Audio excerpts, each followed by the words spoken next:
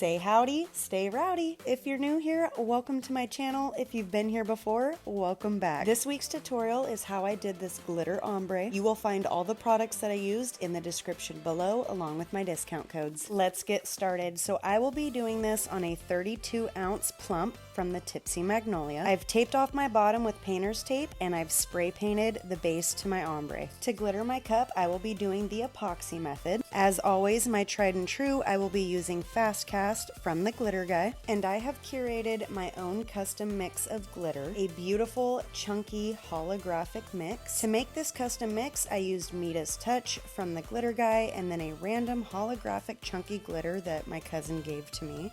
Rest in peace, Michaela. That custom mix is going to be for the bottom, and so for the top of the ombre, I will be using Nice, also from TheGlitterGuy. Go ahead and strap up before we act up, and now we are going to apply our epoxy to our tumbler. Now you might be wondering, why the painter's tape, Sav? Because I like to leave these Tipsy Magnolia bottoms stainless steel. Doing this prevents the wear and tear on the bottom rim, and I get to go further and customize the bottom how I want to. Okay, so you'll see that I've started applying my epoxy. I think I mixed a total of 10 mLs, and to be honest, that was too much. I won't need to use all of that. The goal here is to spread this evenly around the cup, giving yourself a tacky base for the glitter to adhere to. Now, when using the epoxy method, my tip would be you want it to be very minimal. You don't want it too thick. The thicker the coat, the more the glitter is going to absorb into the epoxy. So while you want it tacky, you don't want it dripping. So let's use the phrase, "a little goes a long way." You'll see that I start using my hand to push and manipulate the epoxy all around the cup.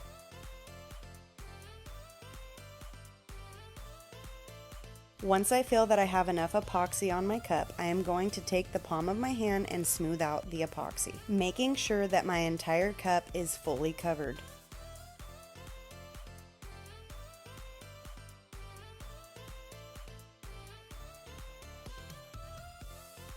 If you choose to tape off the bottom, I do like to run my finger right along that painter's tape. This ensures that I've covered all areas around the painter's tape, and then I make sure to go around the top rim.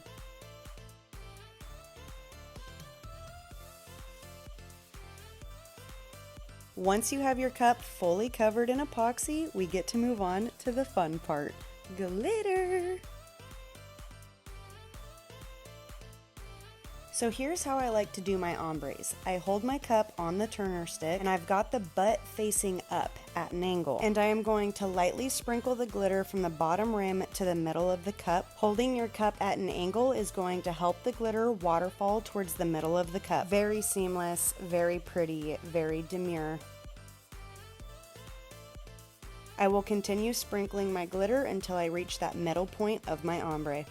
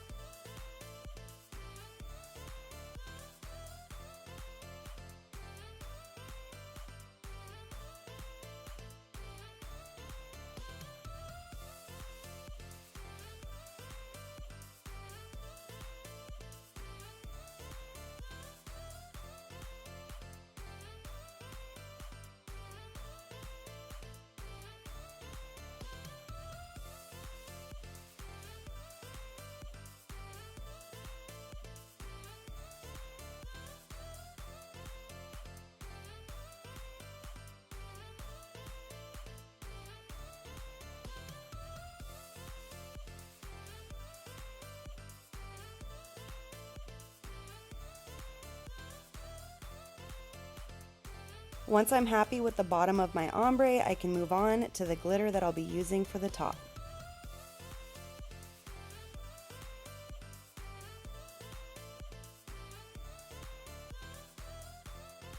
The glitter I chose for the top is Nice, which is a beautiful white. There's a little bit of wordplay because it is just like ice. It's actually very pretty in person. I'm just gonna say it, go ahead and add to cart. So I am going to start with heavy coverage on that top rim. Then I will tilt the booty of my tumbler down and start sprinkling the glitter towards the middle of that ombre.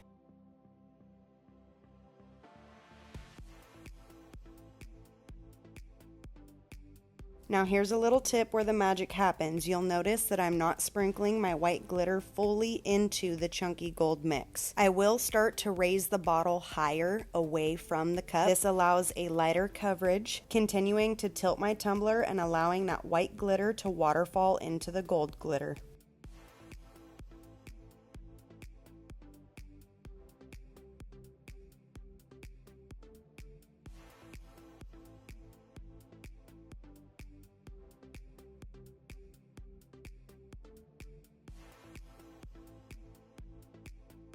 Once I'm satisfied with that, I am going to fully saturate the white glitter, making sure that I have all of my epoxy covered and that no areas are saturated in epoxy.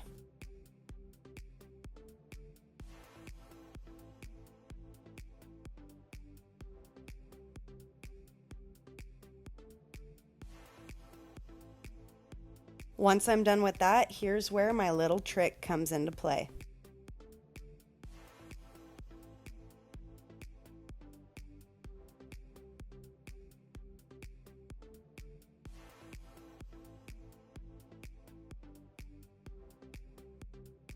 I am going to take the fine cut glitter Midas Touch that I used to create my custom mix, and I am going to lightly sprinkle that, keeping my cup at an angle, allowing it to waterfall over that seam, giving me a seamless ombre.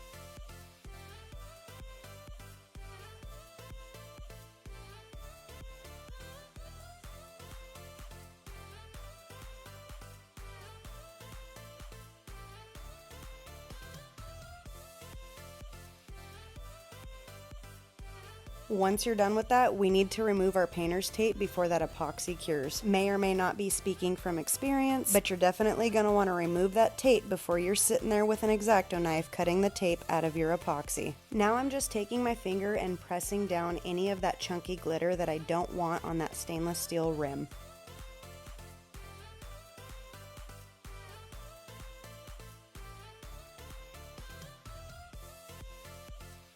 We want to make sure that our chunky glitter is laying flat, so I like to take parchment paper, and you just need a small piece, and we are going to pat any chunky pieces that are standing up. Doing this is going to help avoid the hours of manual labor, aka sanding, and we want our cup to be nice and smooth. We don't want any jagged, bumpy edges when we give this to our customer, family, or friends. So be sure to whip out that parchment paper and lay your glitter flat.